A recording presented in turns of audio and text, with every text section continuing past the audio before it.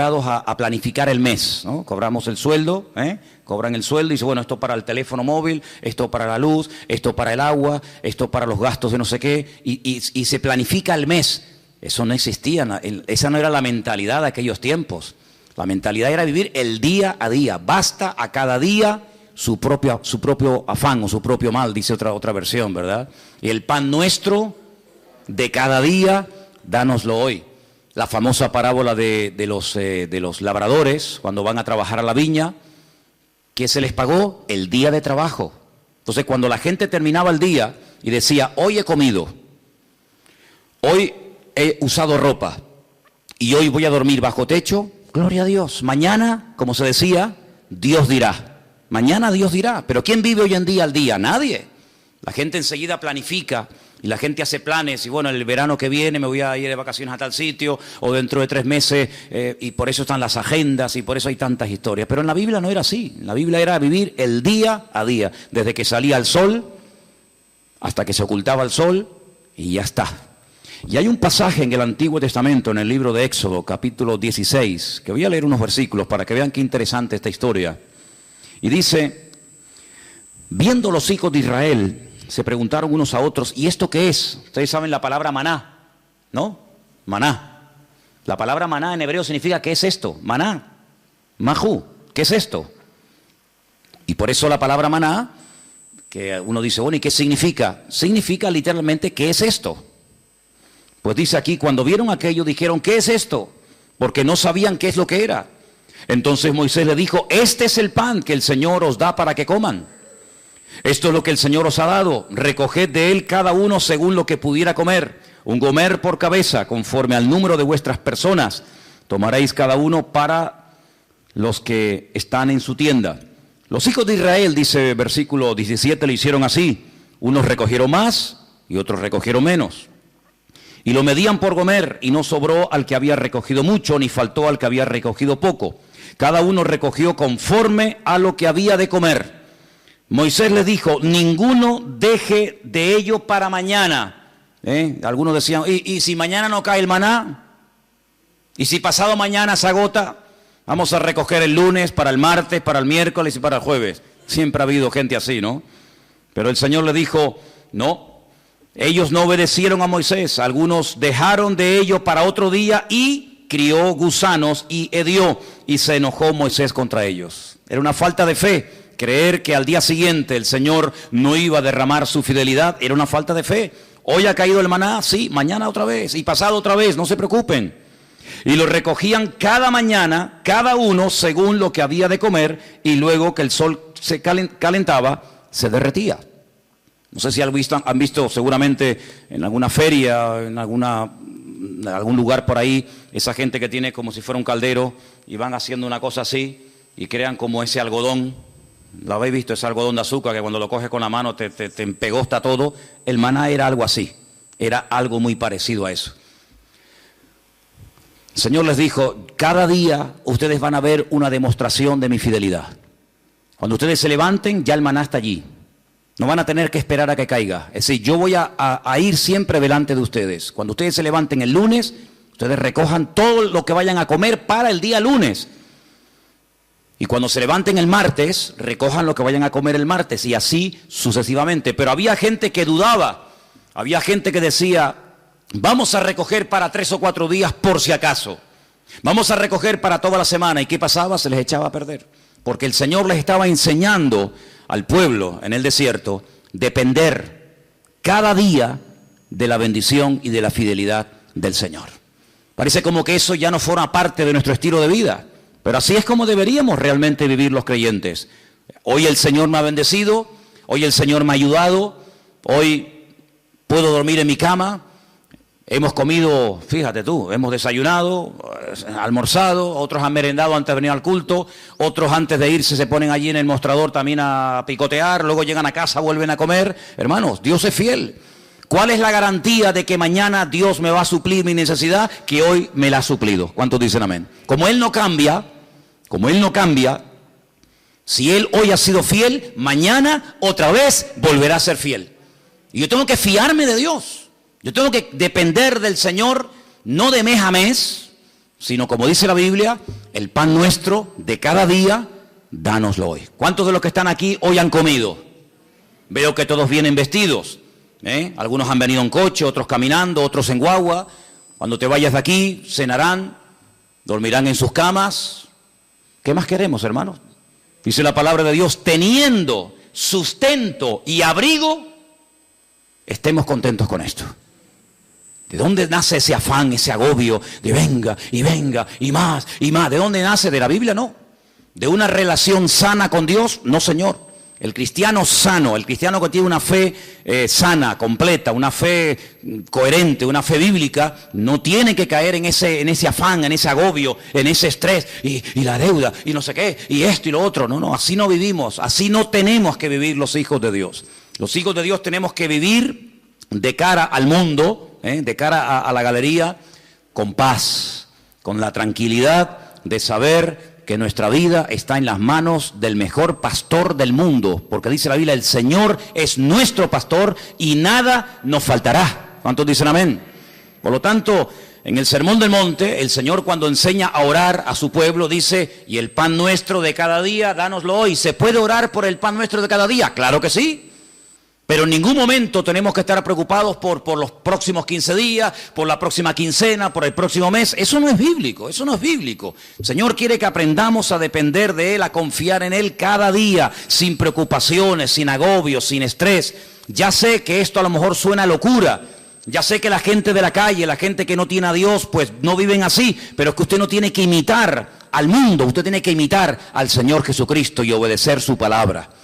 Hay un texto muy interesante que yo lo he leído muchas veces, de hecho no quiero exagerar, pero casi a diario lo leo, y se encuentra en Deuteronomio. Es un pasaje buenísimo, buenísimo, que de vez en cuando pienso yo que deberíamos de leer. Está en Deuteronomio capítulo 8, del versículo 11 en adelante. Es buenísimo este pasaje, de verdad que es una bendición de Dios el poder tener esto en nuestras manos. Dice, cuídate de no olvidarte del Señor tu Dios. Y yo pregunto, ¿y se puede acaso alguien olvidar de Dios? Porque te puedes olvidar, no sé, de las llaves, del móvil. Te puedes olvidar de dónde dejaste el coche. Yo me acuerdo hace años, venía por la calle esta de la iglesia con el casco de la moto en la mano. Y me metía en el bar de aquí al lado a tomar un cortado. Y un hermano, me dice, ¿de dónde vienes? Digo, no, tuve que ir abajo a Santa Cruz a hacer unas cosas. Y me dice, ¿y tú vas por la vida con un casco debajo del brazo? Digo, ¡ay, la moto! Y la dejé en la Plaza de España. Yo me vine desde la Plaza de España hasta aquí con la moto, con el casco de la moto bajo el brazo. Como eso, simplemente mirando el casco, sabes que, mijo, el casco es para usarlo en la moto. Pues me olvidé de la moto. Y un día tuve que llamar al segurita del Carrefour allí en La Laguna, porque para mí es que me habían robado el coche. ¿Y qué va? Me van a robar el coche estaba en otro sitio, pero volví loco a medio centro comercial. Mire, que me robaron el coche, que llame a la policía, que no sé qué, y el coche estaba donde yo lo había dejado, pero yo no me acordaba. Y a veces hemos visto en alguna playa por la megafonía, el niño Pedrito García Rodríguez, con una camisita roja y un pantalón amarillo y unos calcetines verdes. Se ha perdido, por favor. Pero perder a Dios, olvidarse de Dios. ¿Cómo se puede una persona, cómo se puede olvidar un joven, cómo se puede olvidar una familia de Dios? Pues hermanos, parece mentira, pero hay gente que incluso llegaron a servir a Dios y se olvidaron completamente de Él.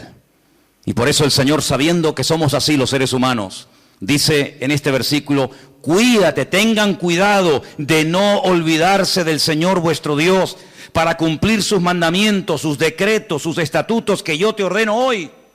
Versículo 12. No suceda que comas y te sacies y edifiques buenas casas en las que habites, y tus vacas y tus ovejas se aumenten, y la plata y el oro se te multipliquen, y todo lo que tuvieres se aumente, y se enorgullezca tu corazón, y te olvides del Señor tu Dios, que te sacó de la tierra de Egipto, de la casa de servidumbre, que te hizo caminar por un desierto grande y espantoso, lleno de serpientes ardientes y de escorpiones y de sed, donde no había agua, y Él te sacó agua de la roca del pedernal, que te sustentó con maná en el desierto, comida que tus padres no habían conocido, afligiéndote y probándote para a la postre hacerte bien. Y digas en tu corazón, mi poder y mi fuerza, la fuerza de mi mano, me han traído esta riqueza. Dice aquí, acuérdate del Señor tu Dios, porque Él es el que te da el poder para hacer las riquezas. ¿Cuántos dicen amén? Esa es mentira, ¿no?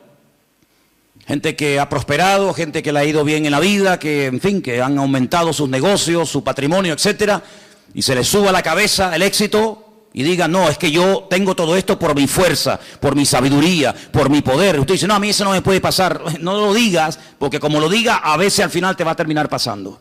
El hombre es así, hermanos. El hombre, mientras depende del Señor, se mantiene humilde, se mantiene sometido al Señor, pero como parece que a veces la riqueza o la abundancia se le vuelve en su contra, pueden incluso llegar a olvidarse del Señor, del Creador. Dice, el que te sacó de Egipto, el que cuando eras un esclavo y nadie daba un duro por ti, yo te compré y te saqué de la tierra de esclavitud y te conduje por el desierto y te di agua y te di maná y te di todo lo que necesitaba. Y ahora que llegas a la tierra prometida te olvidas de mí, porque crees que ha sido tu sabiduría, tu fuerza, tu experiencia en la vida la que te ha llevado de la nada a la cumbre, y te equivocas. Ten mucho cuidado y guarda tu corazón, dice la Biblia, porque soy yo el que te da la sabiduría, soy yo el que te da el poder para hacer las riquezas.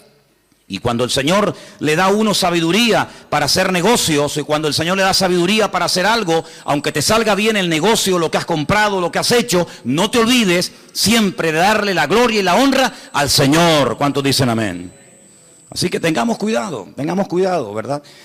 Porque son más los que se han perdido, los que se han enfriado y se han apartado de los caminos del Señor en la abundancia que en la escasez. Parece mentira, pero así ha ocurrido muchísimas veces, ¿no? Así que estamos viendo a la luz de la palabra de Dios cómo hay que depender cada día de Él. Ahora, vivimos en un mundo, como dije la semana pasada, rodeado de mentiras y de mentirosos. Esa es la cruel realidad. Vivimos en un mundo en donde los principios y los valores están al revés. Dice la Escritura que llegaría un momento en la historia de la humanidad, y yo creo que ya hemos llegado, en el que a lo malo te lo presentarían como lo bueno. Y lo que es bueno y decente de toda la vida, te lo presentarían como algo malo. Y uno dice, pero ¿cómo puede ser eso? ¿Cómo puede ser que la decencia, la fidelidad, el ser honesto, el vivir la verdad, el ser sincero esté mal visto y parece que le vaya mejor al ladrón, al sinvergüenza, al que roba, al que miente, al que engaña? ¿Cómo puede ser eso? ¿Cómo puede ser que personas por no pagar a lo mejor una pequeña cantidad le embarguen lo que tienen, y personas que han robado millones se estén pegando la gran vida y salgan en televisión y viajen por aquí y compren por allá? ¿Cómo puede ser eso? Bueno, son los últimos tiempos. Tiempos en los que a lo dulce lo presentarían como salado y a lo salado como dulce, dice la Biblia. Ahora, hay dos versículos que aparentemente son contradictorios, y curiosamente, tanto uno como otro los escribió la misma persona. Por ejemplo, hay un versículo que todo cristiano, yo creo, no, da igual a la iglesia que asista o a la denominación a la que pertenezca, yo creo que hay un versículo que todos los cristianos se lo saben de memoria. Y si no, vamos a comprobarlo. Juan 3:16. ¿Qué dice? Díganlo fuerte. Uy, no. A ver si me vais a dejar en... Que esto lo están viendo miles de personas ahora mismo en el mundo entero, ¿eh? Decirlo fuerte, a ver qué dice. Porque de tal manera amó Dios al mundo, que ha dado a su Hijo unigénito, para que todo aquel que crea en Él no se pierda, mas tenga vida eterna. ¿Qué dice la Biblia que Dios hizo? Dios amó. ¿A quién? Al mundo. Dígalo fuerte. Dios amó al mundo. Otra vez. Dios amó al mundo. Ahora explíqueme esto. No améis al mundo ni las cosas que están en el mundo. ¿En qué quedamos? Juan 3:16 dice, Dios amó al mundo. Y primera de Juan capítulo 2 verso 15 dice, no améis al mundo ni las cosas que están en el mundo. ¿Cómo es que la Biblia dice que Dios amó al mundo y a mí se me prohíbe amar al mundo? Hay que explicarlo, porque en la Biblia no hay contradicciones. Hay gente que dice, es que la Biblia es un libro lleno de contradicciones. Y yo le digo, cuando usted me muestre una, nos sentamos y hablamos. La Biblia no tiene contradicciones. El problema es que muchas veces no se puede terminar de traducir exactamente, porque nosotros tenemos una sola palabra para la palabra mundo. Como para la palabra amor, tenemos una sola palabra, no hay 4 o 5 palabras para amor. Amor hay una sola palabra, no hay más. En griego hay 3 o 4 palabras y en hebreo ni le cuento.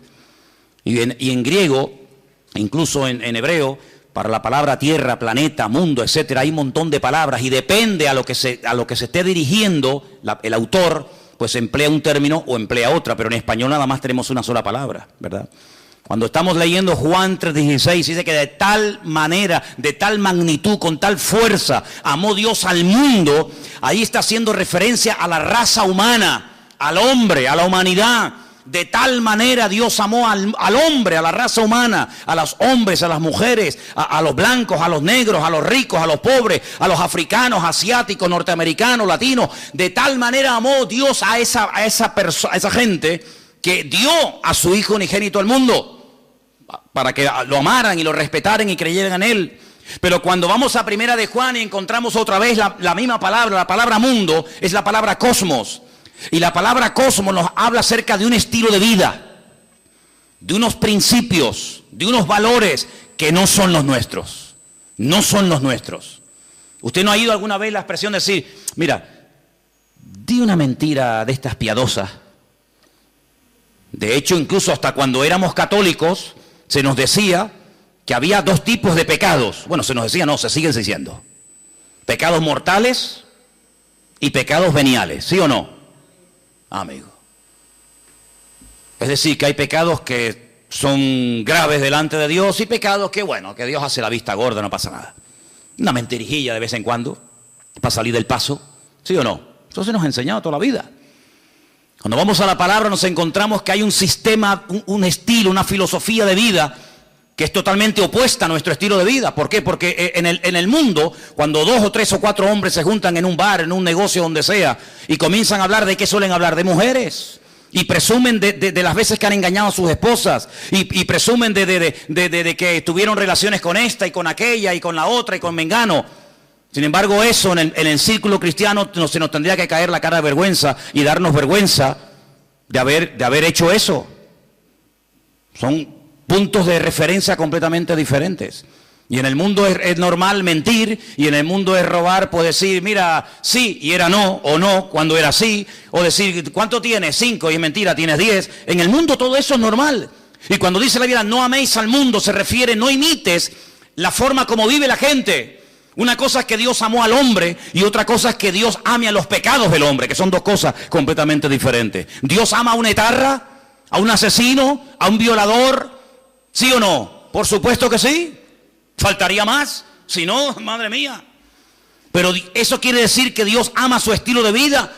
Eso quiere decir que Dios ama la mentira, el engaño, el soborno, el adulterio, la fornicación, la extorsión. No, señor. Una cosa es que Dios ame a la persona y otra cosa es que Dios acepte y ame y tolere el estilo de vida de esa persona. No nos confundamos. Por eso dice la Biblia que cuando viene por ahí alguna persona que dice que yo soy cristiano, yo soy pastor, yo soy hijo de Dios, yo soy siervo de Cristo, yo soy esto, yo soy aquello, apóstol, como algunos van por ahí también diciendo, pues hermano, por sus frutos los conoceréis. Y por eso dice la Biblia que hay que probar los espíritus, porque no todos los espíritus son de Dios. Y por eso encontramos en la Biblia falsos evangelistas, falsos pastores, falsos maestros, falsos apóstoles, etcétera, etcétera. ¿Por qué? Porque Dios ama a todo el mundo por igual, pero denuncia y no tolera el pecado y el desorden de nadie. ¿Cuántos dicen amén? Entonces no nos confundamos cuando dice que Dios amó al mundo, la raza humana, y cuando nos dice en Primera de Juan, capítulo 2, como hemos leído, que no tenemos que amar al mundo. Porque dicho sea de paso, el texto sigue diciendo, si alguno ama al mundo, es decir, el estilo de vida del mundo, la filosofía del mundo, los principios del mundo, el amor del Padre no está en él. Porque todo lo que hay en el mundo, y lo aglutina de esta forma, los deseos de la carne, los deseos de los ojos, la vanagloria de la vida, no provienen del Padre, sino del mundo. Y el mundo pasa, y sus deseos, pero el que hace la voluntad de Dios permanece para siempre. Si lo que hoy está mal visto, mañana estará bien visto. Y lo que mañana estará bien visto, hoy es un delito, un pecado. Por lo tanto, las modas cambian. Hace años en este país Se obligaba a la gente a ir a las plazas públicas a ver cómo se torturaba a personas y cómo se les quemaba vivos y cómo se les crucificaba, y era normal. Y si retrocedemos en el tiempo, la gente pagaba dinero para ir a los coliseos, a los circos romanos, para ver cómo los animales devoraban a mujeres o a niños, mientras ardían como antorchas humanas, y era normal, era totalmente normal. Sin embargo, nos hemos dado cuenta de que cosas que antes eran normales o delitos, hoy en día, pues, han cambiado. Por eso nosotros no tenemos que dejarnos llevar por las modas de este mundo, sino tenemos que dejarnos llevar por los principios y valores eternos del Señor que están en su bendita palabra. ¿Cuántos dicen amén? Así que, amados hermanos, tenemos que partir de la base de que nosotros somos gente diferente, somos gente distinta, y hay algo con lo cual tenemos que estar claros en esto. Y yo les voy a contar parte de mi testimonio, porque creo que puede ser de ayuda a la hora de entender lo que quiero decir. Hay personas que llegaron al conocimiento de la verdad.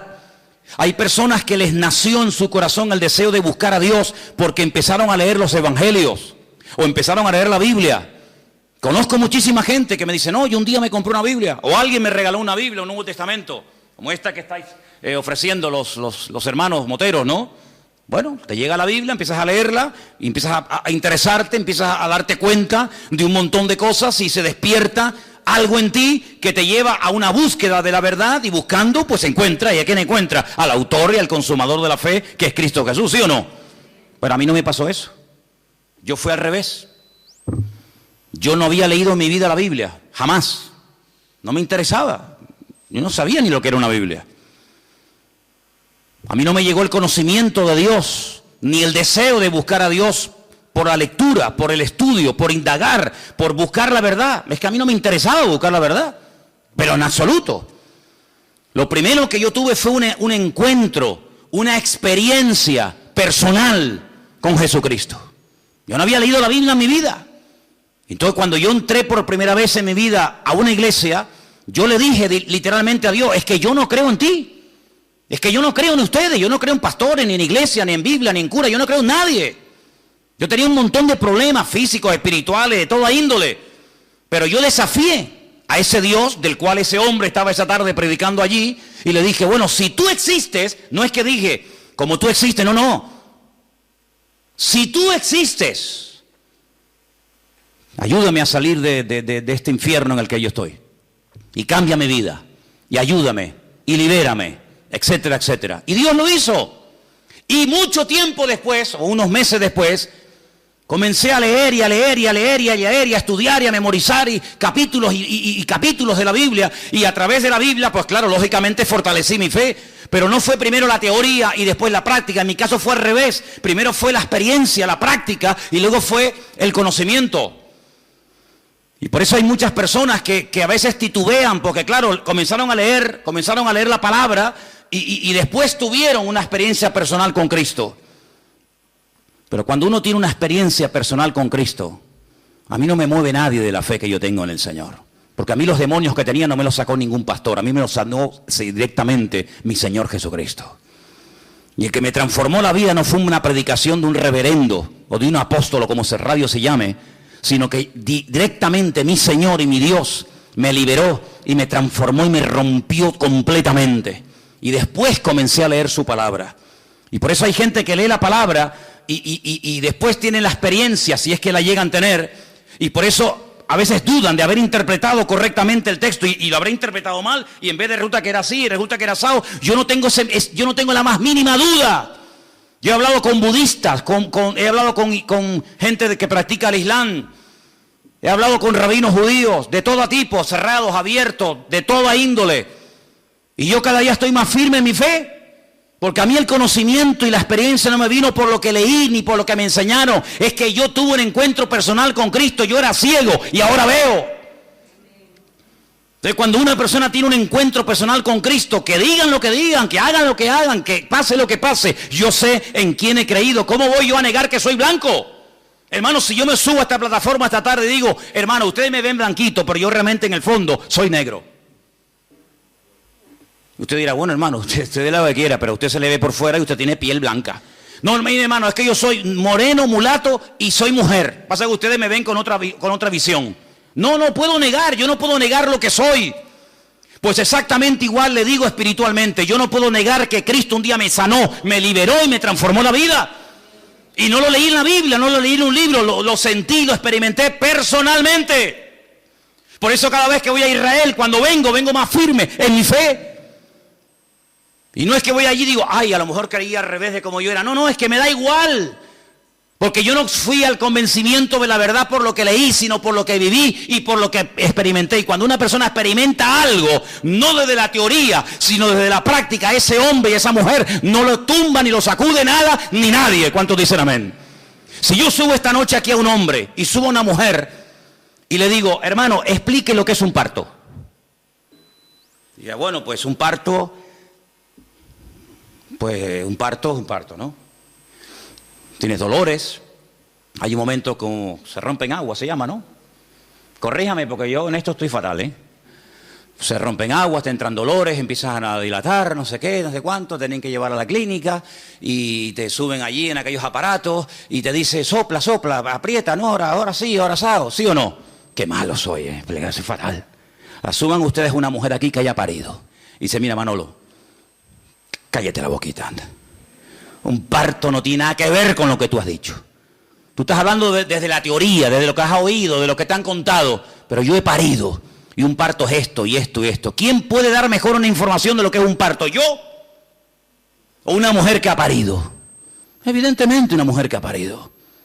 Porque no lo habla desde la teoría. Lo habla desde la realidad. Desde el dolor. Lo habla desde la sensación de haber tenido esa criatura en su vientre y de haberlo sacado y ver la realidad de lo que es un parto. Y exactamente igual ocurre, amados hermanos. Hay gente que habla de Dios desde la teoría. Que si Dios es así, que si Dios es asado, que si no sé qué. Que hablas con un judío, te dice una cosa. Hablas con un musulmán, te dice otra. Hablas con un evangélico, te dice una cosa. Hablas con un mormón, te dice otra cosa. Hablas con un budista, te dice no sé qué. Y entonces tú dices, Dios mío, pero cada uno tiene una opinión diferente. Pero todos tienen la razón. No puede ser que los musulmanes digan que Dios no tiene un hijo y que los cristianos digan que Dios sí tiene un hijo. ¿Quién tiene la razón? ¿El musulmán o Dios? ¿O el cristiano? Porque yo pregunto, ¿Dios tiene un hijo o no tiene un hijo? Porque si no tiene Dios un hijo, entonces los musulmanes tienen razón. Pero si Dios tiene un hijo que se llamó Jesucristo o Yeshua HaMashiach y vino a este mundo a morir en una cruz y resucitó al tercer día, entonces este no dice la verdad la está diciendo este hombre. La pregunta que muchas veces me han dicho es ¿cómo es posible que un pueblo tan culto, tan sabio, tan preparado, personas que están todo el día desde que se levantan, créanme, desde que se levantan hasta que se acuestan, leen y memorizan y aprenden, y me refiero al pueblo de Israel, ¿cómo es posible que ellos no crean que Jesucristo es el Hijo de Dios? Porque te explican otra cosa y te quedas con la boca abierta y te dicen arriba y abajo y el verbo, el ifil, el itpalel, el pual y te explican todas las conjugaciones del verbo. Pero cuando hablamos de Jesucristo no tienen ni idea. Y uno dice, ¿cómo es posible que nosotros que no hemos sido criados en este ambiente, por lo menos yo, tengamos las ideas más claras y podamos explicar no desde la teoría de un libro, sino de la experiencia personal, quién es y quién no es Jesucristo? ¿Cómo es posible que 14 veces se hayan equivocado los judíos nombrando a un Mesías que luego le salió el tiro por la culata? Lean la historia de Bar Kokhba. Una ruina trajo a Israel. ¿Quién lo apoyó? Uno de los rabinos más grandes en la historia de Israel, Rabí Akiva. Un hombre que fue capaz de morir torturado. Dice que mientras lo quemaban los romanos en el 100 y pico después de Cristo, con pinzas le arrancaron la piel y todos los trocitos de piel que le quedaban con un cepillo de púas se la arrancaron. ¿Cómo es posible que un hombre que murió de esa manera torturado dijera que Jesucristo fue un impostor? Y después tuvieron a otro llamado Sibitai. Y ese fue una ruina total porque la mayoría de los judíos del mundo entero lo reconocieron como el Mesías. Y al final, cuando lo apresaron los turcos, cuando lo prendieron los musulmanes, le dijeron, o claudicas de esto, o te matamos. Y se convirtió al Islam. Y todavía ni se han recuperado. ¿Y cómo es posible que hace unos años, en todas las calles de Israel, en los taxis, en las guaguas, en los colegios, en la radio, en la televisión, por todas partes había pancartas, que viene el Mesías, que viene el Mesías, que viene el Mesías, el viejito Lubavitch? Un viejito así chiquitito. Ese es el Mesías. Y resulta que se murió. Y todo el mundo dice, uy, ¿ahora? Y ahora eso que le estaban esperando y lo habían proclamado como el Mesías, dice, no se preocupen, de un momento a otro resucita y viene y está entre nosotros otra vez. Y yo digo, Dios mío, ¿cómo es posible que esa gente tan culta y repito, tan sabia y que profundiza tanto la Escritura, se hayan equivocado tantas veces? No una, ni dos, ni tres, ni cuatro, muchas veces, proclamando a falsos Mesías. Bueno, es que eso está escrito. Eso no es producto de la casualidad. Es que eso ya lo profetizó el Señor en el libro de Isaías capítulo 29. Y quiero leértelo para que veas, es algo impresionante. Que lo que les ha ocurrido estaba escrito, estaba profetizado. Y no nos tiene que sorprender. Y dice en Isaías capítulo 29, a partir del versículo 10, ceguera e hipocresía de Israel. Fíjate qué curioso el capítulo, ¿no? Yo sé que los nombres de los capítulos no son, digamos, inspirados, originales, pero solamente se le llama a este capítulo la ceguera espiritual de Israel. Y mira lo que dice aquí. Porque esto se escribió antes del nacimiento de Cristo, no se escribió en el Nuevo Testamento. Ah, claro, eso lo escribió Pablo, lógico. Es normal que Pablo o Pedro o Juan o Santiago o Mateo digan eso. No. Esto lo escribió Isaías antes del nacimiento de Cristo. Cómo él proféticamente recibe la revelación de cómo iba a actuar esa gente. Y dice así, porque el Señor derramó sobre vosotros espíritu de sueño.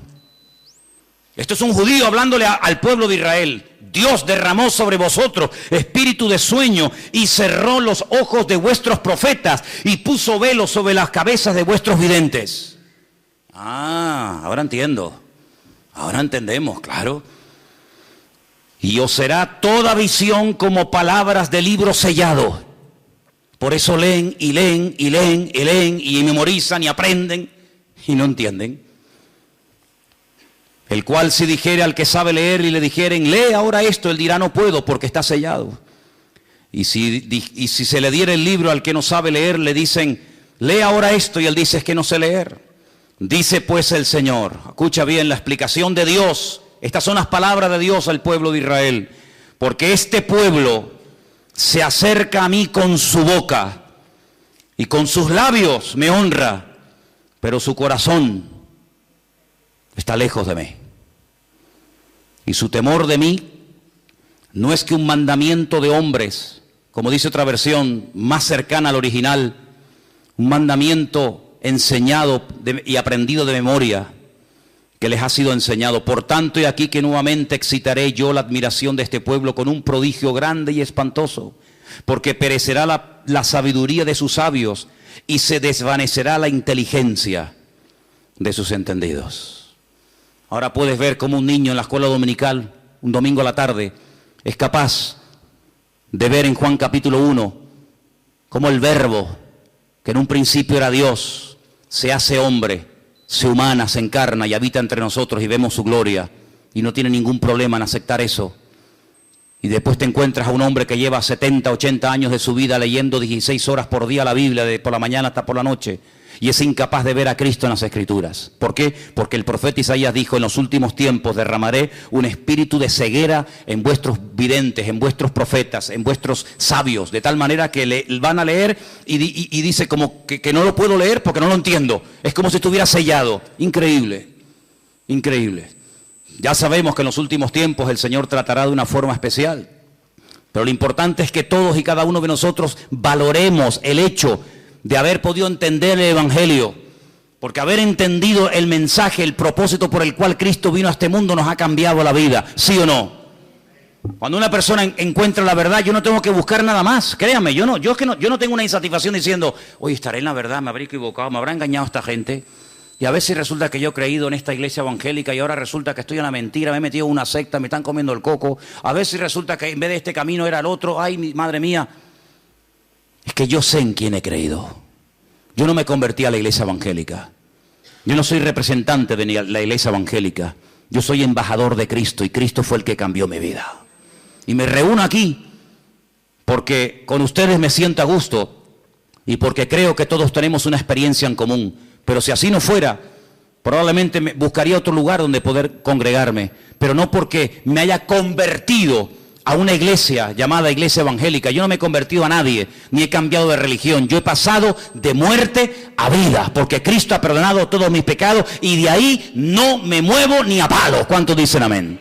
Y por eso tenemos que tener bien claro, ahora que se nos está yendo el año, ahora que estamos llegando a la recta final, ¿estás hoy más firme en tu fe que el 1 de enero? ¿Estás hoy más firme, más bien anclado en las cosas del Señor que hace 4 o 5 meses atrás? Espero que sí. ¿Cuántos dicen amén? Quiero leerles un versículo en esta tarde.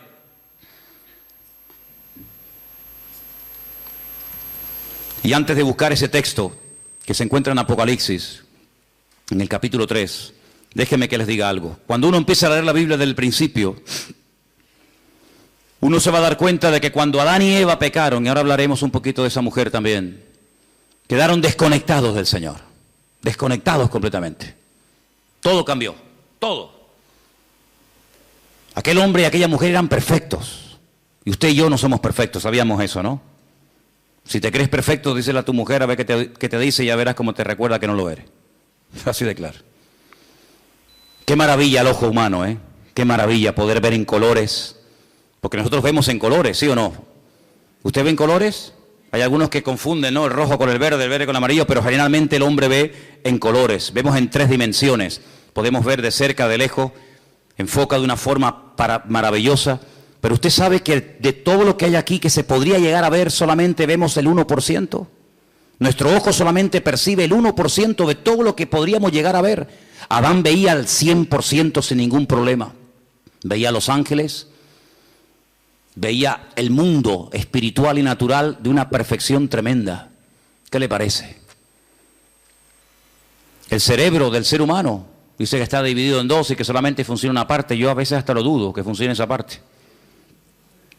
Y Dios pone un miembro en nuestro cuerpo para que funcione la mitad, no tiene sentido. El cerebro de Adán funcionaba a la perfección y veía la esencia de las cosas con una claridad nítida, sin problema, ¿verdad? Y sabemos que el hombre está por debajo de todos sus niveles. Seguramente Adán era capaz de meterse debajo de un río y estar 3 horas metido debajo del agua. Y veía perfectamente, porque era un ser perfecto, completo, no le faltaba nada. Probablemente, sabe Dios, hasta con el pensamiento podría trasladarse de un lugar a otro y volar. Yo qué sé lo que aquel hombre podía haber llegado a hacer. Sin embargo, el pecado lo deterioró todo. El pecado lo reventó todo. No somos ni la sombra de lo que un día el Señor creó. El mundo era perfecto, el mundo que tenemos no es perfecto. Vayan a Madrid ahora, van a ver esa capa, esa nube negra encima, ¿verdad? El otro día las imágenes de Pekín, los pobres chinos con máscara, allí ahogándose, asfixiándose. Este mundo no tiene nada que ver con el mundo perfecto y maravilloso que el Señor creó. Pero a pesar de la rebelión y del pecado del hombre, Dios proveyó un sistema, y eran los sacrificios. ¿Y qué hace Abel? Presenta un sacrificio ¿para quién? Para él. Él tiene deseo de acercarse a Dios y presenta un sacrificio para él, pero no lo podía hacer para otra persona. Pero cuando avanzamos en la historia, vemos que llegamos a Egipto y vemos que ya Dios dice, bueno, ahora no solamente el hombre puede acercarse a Dios a través de un sacrificio de animales, sino que ahora el papá, el cabeza de la casa, puede presentar un sacrificio para la familia. Y dice que sacrificaban un cordero para toda la familia. Así que de uno individual pasó a toda la familia. Y después resulta que cuando seguimos avanzando en la relación con el Señor, encontramos que una vez al año se mataba un cordero para toda la nación. Así que pasamos de uno, pasamos a la familia, y de la familia pasamos a la nación. ¿Pero de qué nación estamos hablando? De la nación de Israel. ¿Y todas las demás? No entran, están fuera del pacto, están fuera. Pero cuando vino el Señor Jesucristo, ¿por quién vino a morir? Por toda la raza humana. Y ahí entramos tú y yo, queridos hermanos, los que estaban, los que aún no habían nacido. Y por eso yo te pregunto en estos últimos días, en estas últimas semanas que nos quedan para concluir este año 2015, ¿tú has tenido ya tu encuentro, tu experiencia personal con Cristo? ¿O simplemente lo que estás aprendiendo y creciendo en el conocimiento? Está bien todo eso, pero lo importante no solamente es saber muchas cosas, sino tener tu experiencia con el Señor. Porque si mañana nos quitan las Biblias, si mañana nos cierran los templos y ya no podemos depender de un culto, de una predicación o de un pastor, ¿qué va a pasar con nosotros? Nada. ¿Por qué? Porque estamos conectados a través de nuestra propia experiencia con la fuente de la vida, porque tenemos nuestra propia experiencia con Cristo. Y ya no dependemos de un pastor, de una iglesia, de un predicador, de la internet, sino dependemos directamente de nuestro Señor Jesucristo. ¿Tú tienes esa línea directa con Él? ¿Tú lo conoces como tu Señor y como tu Salvador? ¿O como el Dios que aquí se predica? Porque hay gente que dice, no, es que cuando hablan de nosotros, dicen, sí, porque ustedes creen en no sé qué y se quedan como al margen. No, yo no hablo de ustedes, yo hablo de si tú conoces al Dios vivo y verdadero. ¿O es que acaso el Dios del evangélico es diferente al Dios del católico? ¿No hay un solo Dios? Bueno, pues a ese único Dios del cual hablamos y predicamos, ¿lo conoces personalmente? ¿Tienes un encuentro con Él? ¿O para saber algo de Él tienes que buscar en Mateo? ¿O para saber algo de su esencia y de su carácter tienes que ir a los Salmos o al Apocalipsis o por aquí y por allá? No, no hace falta que vaya por aquí y por allá porque yo sé quién es y conozco a mi Padre y sé lo que le agrada y lo que no le agrada. La gente más espiritual, la gente que más creció en su relación con el Señor, nunca leyeron la Biblia, porque no la tenían. Abraham no leyó nunca la Biblia. Jacob, Isaac, José, personas que nunca leyeron la Biblia, pero ellos conocían a Dios, no por lo escrito, sino por lo que habían experimentado. Y José era capaz de rechazar a la mujer de Potifar, diciendo, ¿cómo voy yo a pecar contra mi Dios? Pero hijo, ¿dónde está escrito que eso es pecado? Aquí en mi alma está escrito, porque yo conozco la voz de mi Señor y sé lo que le agrada y lo que no le agrada, aunque nunca haya leído la Biblia y aunque nunca me haya congregado en ninguna parte. Yo conozco a mi Dios y sé que a mi Dios eso no le agrada. Y eso es a lo que tenemos que llegar, hermano, a tener un encuentro personal con Cristo. Y por eso, hoy comí, hoy cené, hoy vengo vestido, pues mañana me voy a levantar con la seguridad de que se va a volver a repetir otra vez lo mismo. ¿Por qué? Porque grandes son sus fidelidades cada mañana y cada día. ¿Cuántos dicen amén? Apocalipsis capítulo 3, el texto que les quería leer, dice que Él, por cuanto hemos guardado su palabra y no le hemos negado, ni con los hechos, ni con las palabras, nos guardará de la hora de prueba que ha de venir sobre todas las naciones de la tierra. El otro día, creo que lo comenté y termino,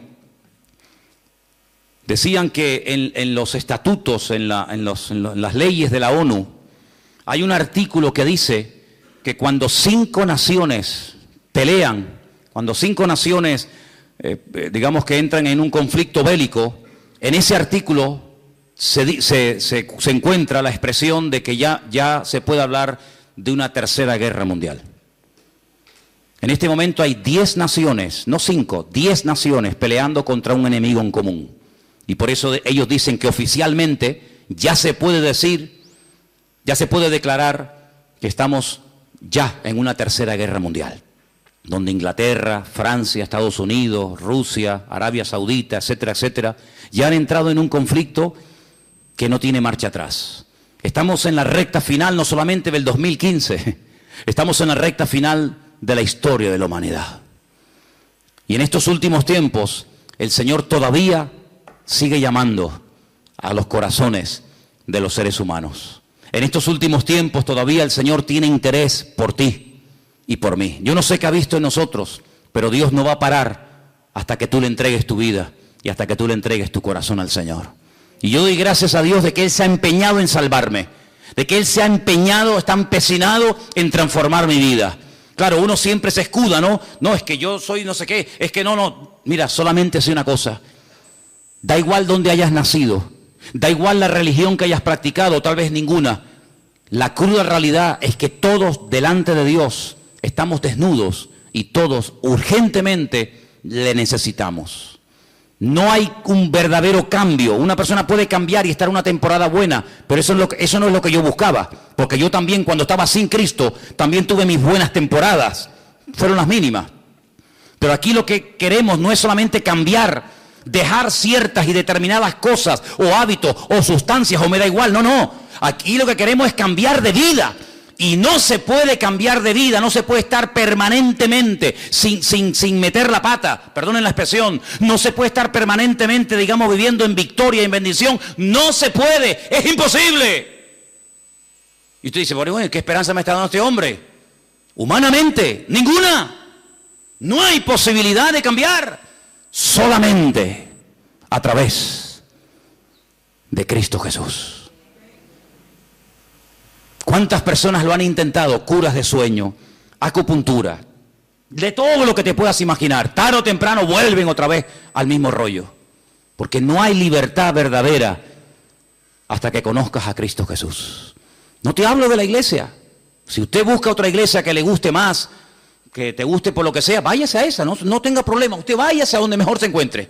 Pero no te olvides que las iglesias no están para cambiar a nadie, sino para decirte quién es el que cambia. Y el que cambia es nuestro Señor Jesucristo. Cierra tus ojos ahí donde estás.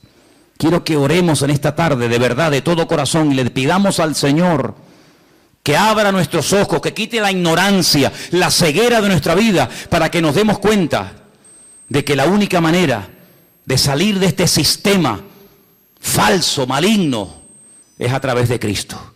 Salir de este círculo vicioso, salir de esta rueda que gira y gira y gira y no nos lleva a ninguna parte. La única manera de poder vivir en victoria es a través de Cristo Jesús.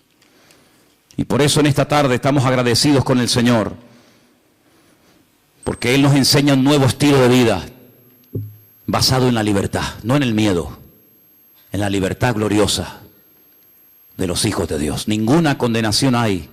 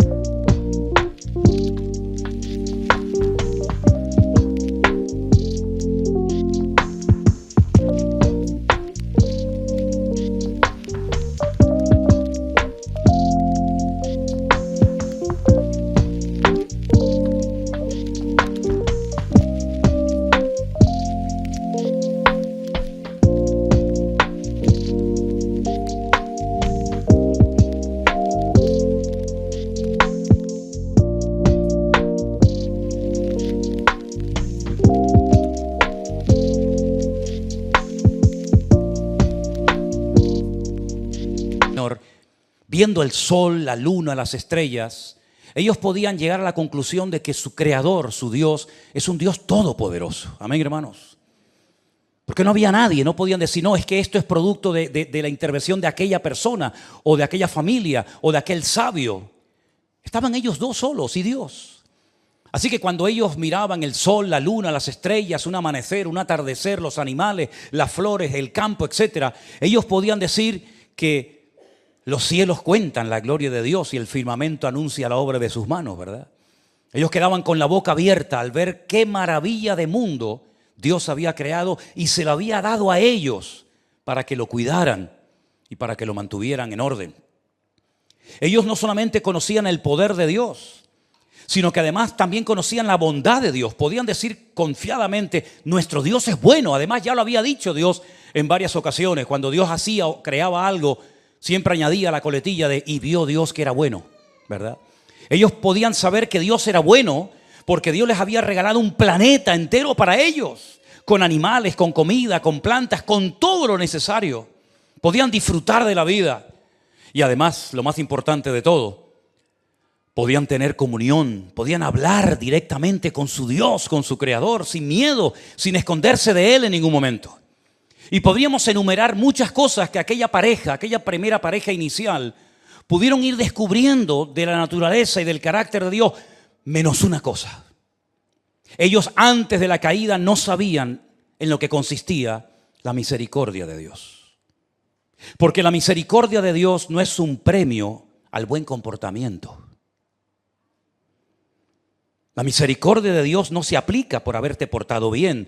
No es como cuando un niño hace una cosa buena y le das un regalo, o aprueba y saca buenas notas en el colegio y le das un premio. La misericordia no es un premio al buen comportamiento, sino al mal comportamiento. La misericordia, alguien dijo, no es una definición mía, pero me gusta por su profundidad y por su sencillez, es tratar a alguien mejor de lo que se merece. Y eso fue lo que hizo Dios con Adán y con Eva, y también contigo y conmigo, después de haber pecado. Son expulsados de la presencia de Dios, evidentemente, ya no podían permanecer en aquel lugar. Ya no podían tener esa comunión abierta y directa con su Creador. Ya muchas cosas se perdieron, muchas cosas nunca más volvieron a ser las mismas.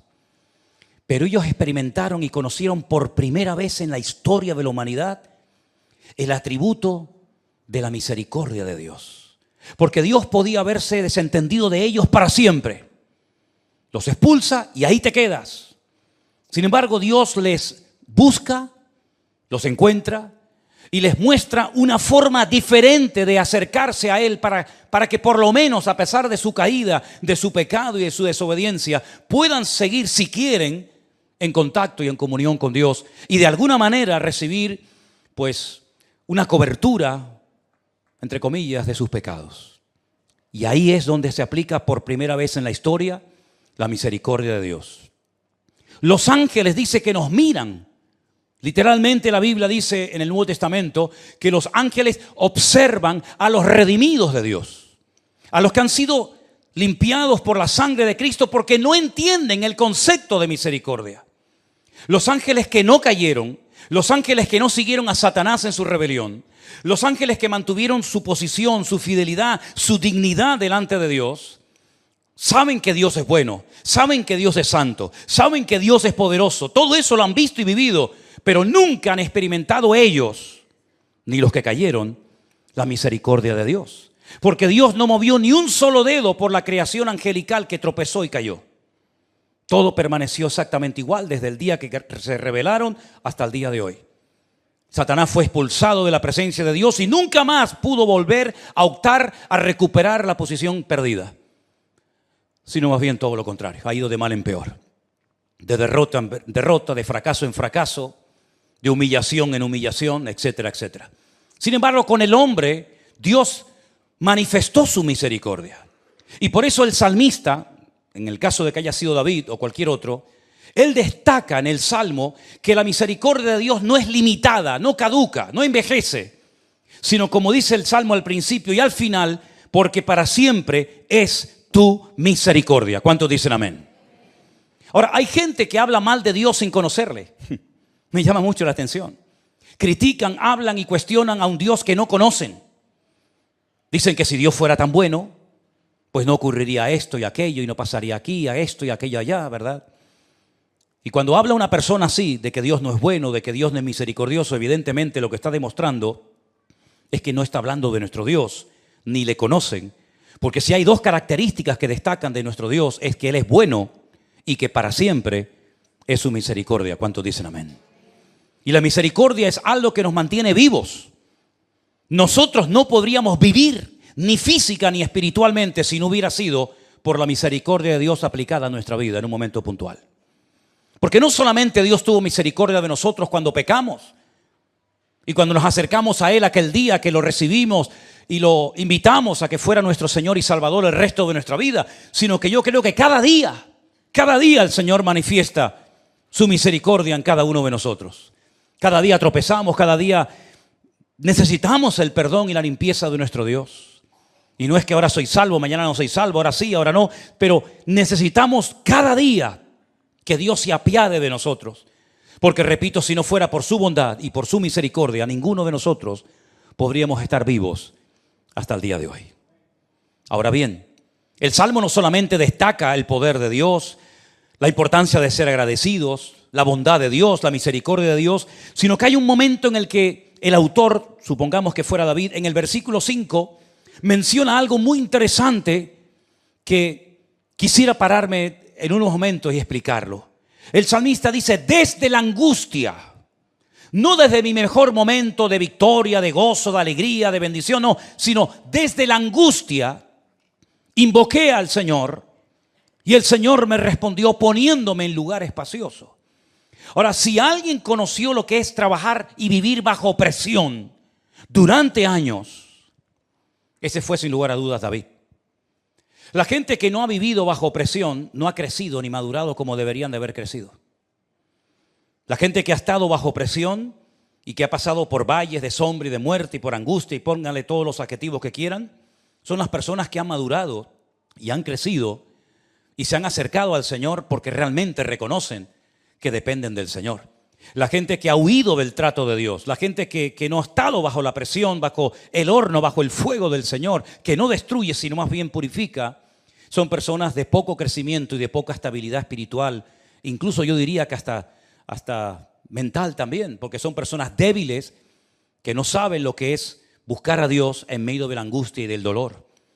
Ahora, este salmo es tan importante que entra dentro de lo que se llama el Jalel, que es desde el Salmo 113 hasta el 118, son cánticos, son himnos que se cantaban frecuentemente, sobre todo en los tiempos de la Pascua.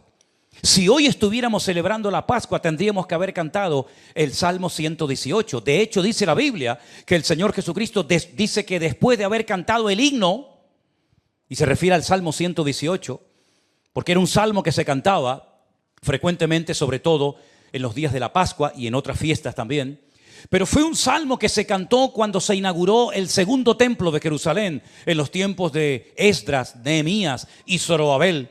Dice que restauraron las murallas de Jerusalén y los levitas y los cantores iban con sus instrumentos musicales dando vueltas alrededor de las murallas de Jerusalén diciendo alabad al Señor porque para siempre es su misericordia. Jodud Adonai Kitov Kile Elan Hasdo. Era algo que se repetía continuamente, porque ellos sabían que Dios había tenido misericordia de ellos. Porque sus antepasados habían sido llevados cautivos a Babilonia por 70 años, nada más y nada menos. Porque muchos de los que fueron nunca volvieron. Porque muchos de los que nacieron allí tampoco quisieron volver a Jerusalén. Pero los que lograron regresar experimentaron una vez más, la misericordia del Señor. Podían haberse, involucrado en la vida de Babilonia y haber desaparecido esas tribus, como las tribus del norte. Parece ser que también se diluyeron con el paso del tiempo y nadie sabe dónde están. Pero Dios se apiadó de ellos, Dios tuvo misericordia y los volvió otra vez a traer a su tierra. Y el Señor cada día tendrá misericordia de nosotros. Y aunque andemos en angustia, si invocamos al Señor, el Señor siempre nos responderá. ¿Cuántos dicen amén? ¿Saben que cuando Jonás estaba en el vientre del pez, desesperado, porque nosotros sabemos que iba a salir, porque lo hemos leído, pero él no sabía si iba a salir? Si tú fueras Jonás y te hubiera tragado aquel enorme pez y llevaras ya 72 horas ahí dentro metido, seguramente dirías, ya de aquí no salgo. En algún momento voy a morir. Ya es un milagro que haya vivido 3 días sin morir, aunque seguramente estaría un poquito mareado. Pero dice que desde el vientre del pez, él mencionó parte del Salmo 118. Desde la angustia invoqué al Eterno y el Eterno me respondió. Y entonces todos conocemos el resto de la historia. Es interesante notar que en la famosa bendición sacerdotal, esa bendición que recibían los hijos de Israel cuando subían 3 veces al año a celebrar las fiestas bíblicas, el sumo sacerdote salía y les bendecía con la famosa bendición sacerdotal. ¿Se la saben? ¿La ponemos ahí un momentito en la pantalla? ¿La leemos? El Señor te bendiga y te guarde. El Señor haga resplandecer su rostro sobre ti y tenga de ti misericordia. Que el Señor alce su rostro sobre ti y ponga en ti paz. Yevereja Adonai bishmereja, yair Adonai panaj aleja vijuneka yisa Adonai panaj aleja veyasem leja shalom. Ahí entra la misericordia de Dios. En todo lo que Dios hace para nuestra vida, su luz, su presencia, su amor, su perdón, su gracia, su misericordia, son ingredientes indispensables. Porque a lo mejor alguno de ustedes en esta semana ha pecado, pero además de mala manera. Pero el Señor te ha vuelto a traer hoy aquí, lo cual significa que nuevamente ha tenido un acto de misericordia para que escuche su palabra y reciba su perdón en el día de hoy. ¿Cuántos dicen amén? Y seguramente algunos de nosotros tal vez han hecho cosas que no han sido agradables a los ojos de Dios, pero el Señor una vez más nos muestra cada día que Él tiene misericordia de nosotros. Así que el salmista sabe que puede invocar al Señor en medio de su angustia, en medio de su desesperación, porque sabe que su Dios lo va a oír y lo va a llevar, como dice aquí, al lugar espacioso. Porque el Señor está conmigo, no temeré lo que me pueda hacer el hombre. He conocido a muchos cristianos que tienen miedo a los hombres. Tienen miedo a lo mejor de irse de un lugar porque tienen miedo a que el pastor no los bendiga cuando se vayan. Saben que no se están enseñando cosas correctas de sana doctrina. Saben que no se están haciendo las cosas decentemente y con orden, pero tienen miedo al hombre. Y no salen, no se van, no salen corriendo, porque tienen más miedo al hombre que temor a Dios, ¿verdad?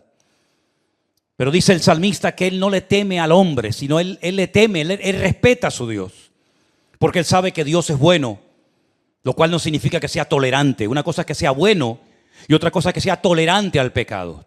El Señor cubre con su sangre el pecado, pero no encubre nuestras iniquidades, ni las pasa por alto, ni muchísimo menos. Ahora, hay algo que también me llama la atención de este salmo, y es la palabra ahora. En el versículo 2 dice, diga ahora, Israel, que para siempre es su misericordia. Dice en el versículo 3, diga ahora la casa de Aarón que para siempre es su misericordia. Y por tercera vez, versículo 4, diga ahora los que temen al Señor que para siempre es su misericordia. Ese ahora es maravilloso porque ahora, hoy, aquí es el mejor día y el mejor momento para reconocer la misericordia del Señor. El ayer ya pasó, ya no existe, no vendrá más. El mañana no existe, no sabemos si vendrá o no, o si estaremos nosotros en él. Pero si hoy tienes que reconocer algo del Señor, hazlo.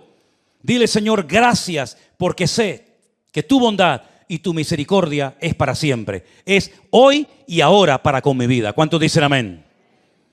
Esa fue la palabra que Dios puso en mi corazón cuando comenzó a bendecir de una forma espectacular este ministerio. Algunos me decían, pero esto se va a acabar. Esto de la iglesia virtual y esto de los viajes y esto de los congresos y esto que ahora escriben de Perú y de un país y de otro país, esto se va a acabar. Y entonces comencé a orar y el Señor puso en mi corazón que en aquellos días el Señor dijo ahora.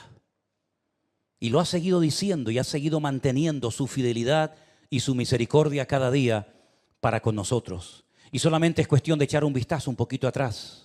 No con nostalgia, sino con gratitud por ver desde dónde hasta dónde nos ha llevado el Señor. No por los méritos propios, en absoluto. No hay ningún mérito, no hay nada que destacar en nosotros por algo que hemos hecho especial, en absoluto. Hemos hecho lo que teníamos que hacer y solamente nos consideramos siervos inútiles si es que llegamos a eso. Pero todo ha sido por la misericordia, por el favor de Dios, porque Dios ha dicho ahora. Y nadie le puede llevar la contraria cuando el Señor toma unilateralmente una determinación. Amén, hermanos. Los versículos 8 y 9, les dije al principio, que es el corazón, es el centro exacto de la Biblia. El mismo número de versículos hay antes y después de estas palabras que dicen, mejor es confiar en Dios que confiar en el hombre. Mejor es confiar en Dios que confiar en los príncipes. Supongamos que fuera David el autor de este salmo. Desde el día que fue ungido en la casa de su padre Isaí por el profeta Samuel, hasta que ocupó el trono de Israel, pasaron muchos años. Se calcula que aproximadamente David tenía en aquel momento de ser ungido unos 17, 18 años como mucho.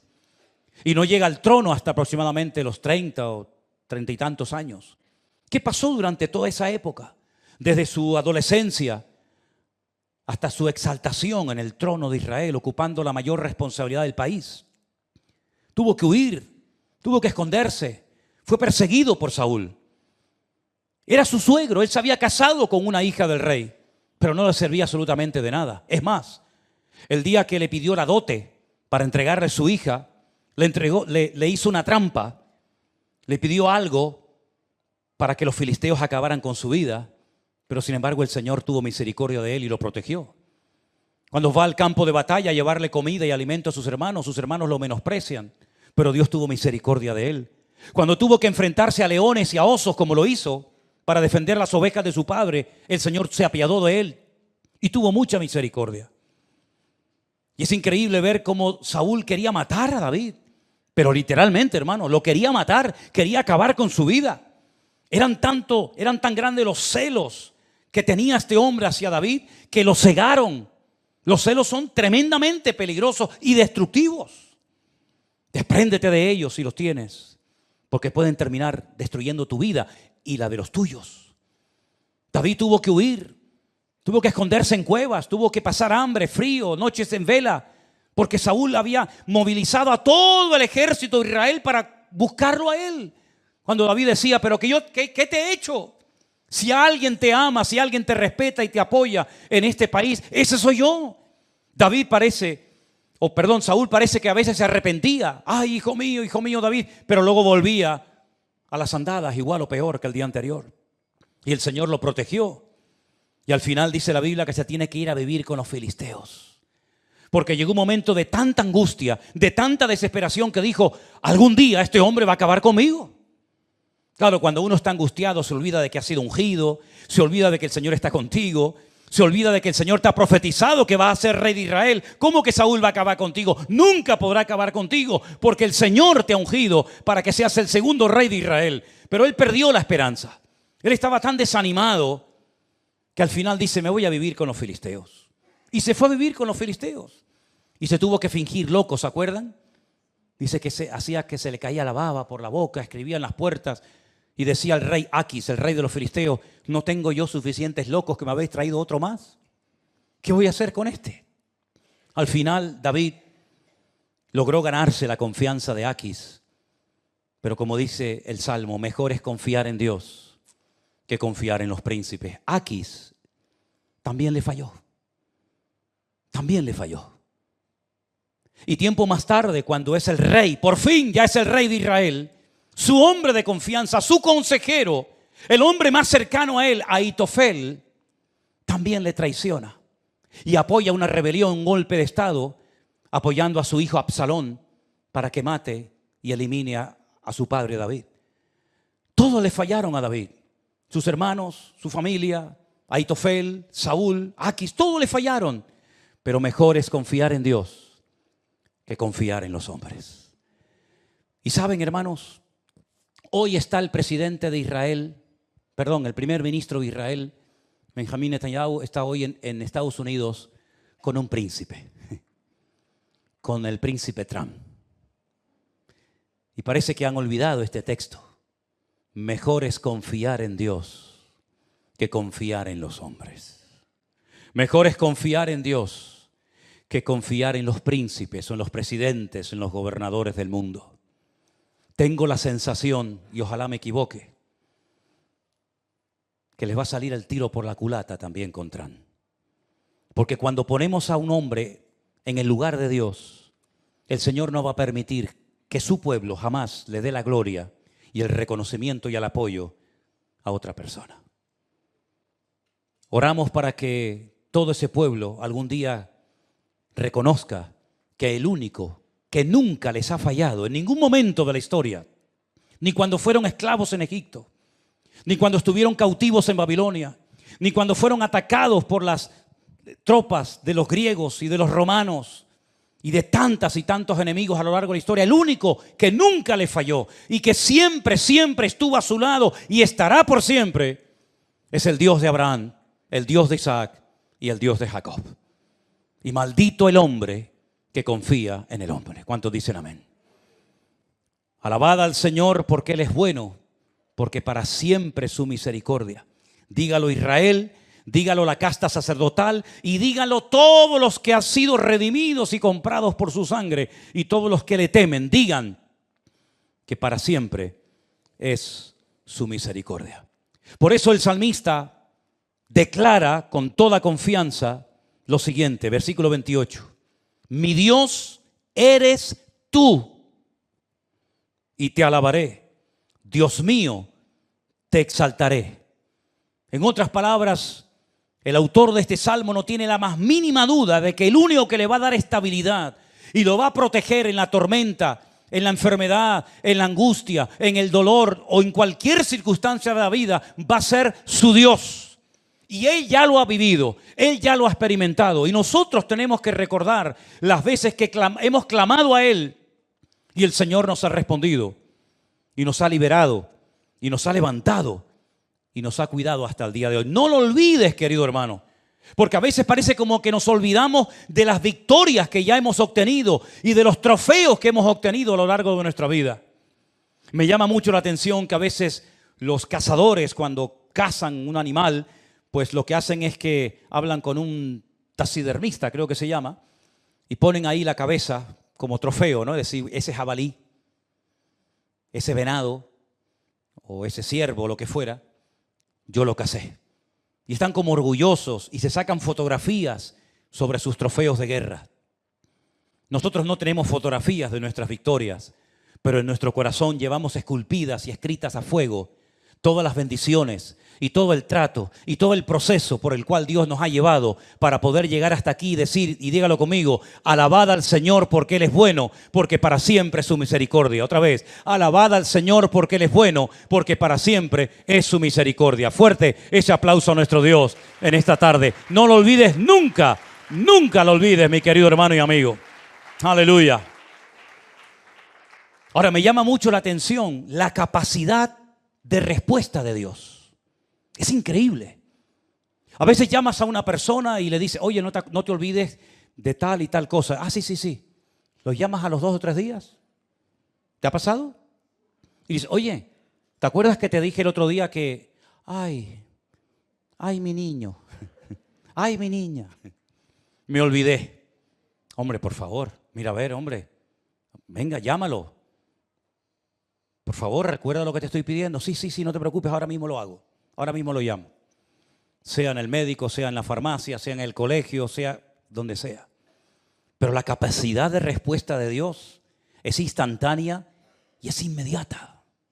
La pregunta es por qué a veces Dios, que tiene todo el poder para responder instantáneamente, ¿por qué a veces no me responde instantáneamente?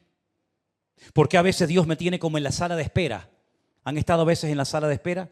Qué rabia la sala, no sé quién las inventó, pero qué aburridas son las salas de espera, ¿eh? Qué aburridas, ¿no? Además, cuando uno empieza a toser, todos se ponen a toser. Cuando uno se rasca, todo le entra la picazón. Gracias al Señor que nuestro Dios no tiene sala de espera. Lo que pasa es que nuestro Dios sabe lo que nos conviene y lo que no nos conviene en todo momento y en todo lugar. Y Él lo que quiere es enseñarnos a esperar con gozo, a esperar con gratitud, sabiendo que mi Dios cuida de mi vida y que cuando Él lo crea conveniente, responderá a mi clamor. A lo mejor no estoy preparado en este momento para recibir esa respuesta que tanto anhelas recibir. Pero ¿cómo que no? No, el Señor sabe más que tú, no te preocupes, Él no se confunde, no te va a pedir disculpas. A lo mejor el Señor te tiene esperando esa respuesta porque a lo mejor no es esa la respuesta que tú tienes que recibir, sino otra. Y por eso tienes que crecer y madurar para decir y llegar a un punto de decir que la voluntad de Dios es santa, es agradable y es perfecta. Yo no sé si en algún momento de su vida, no lo sé, David soñó con ser rey de Israel, yo no lo sé. Yo lo único que sé es que David era fiel y responsable con lo que su padre le había pedido que hiciera, que era cuidar sus ovejas, nada más. Yo no sé si José en algún momento soñó, a título personal, de que iba a ser uno de los hombres más importantes del mundo, que después lo fue. Pero des en cuenta que la mayoría de las personas que fueron grandemente usadas en la Biblia o a lo largo de la historia o en el tiempo presente, primeramente han pasado por un proceso largo, por un proceso difícil antes de llegar a la exaltación o antes de subirlo el Señor a otra posición. No huyas nunca del trato de Dios. Deja que el Señor te guíe como Él quiera. Que no se abrió esta puerta, no pasa nada, gózate, porque el Salmo fundamentalmente es un salmo que nos invita a alabar a Dios en medio de puertas cerradas, en medio de situaciones de crisis o conflictivas o problemáticas. Es muy fácil alabar a Dios y tener una buena actitud cuando todo sale conforme a mi plan y mi proyecto personal. Pero el salmista lo que demuestra aquí es un nivel de madurez que ya me gustaría a mí tenerlo. Porque el salmista sabe que cuando está angustiado lo que hay que hacer es orar. Y el salmista sabe que cuando tienes tiempo libre lo que hay que hacer es alabar al Señor. En otras palabras, es un hombre que está ubicado. No es una persona que no sabe, bueno, ¿y ahora en la angustia qué hago? ¿Y ahora en el gozo qué hago? No, él sabe cómo actuar en cada momento de la vida. Es como el vestirse, ¿no?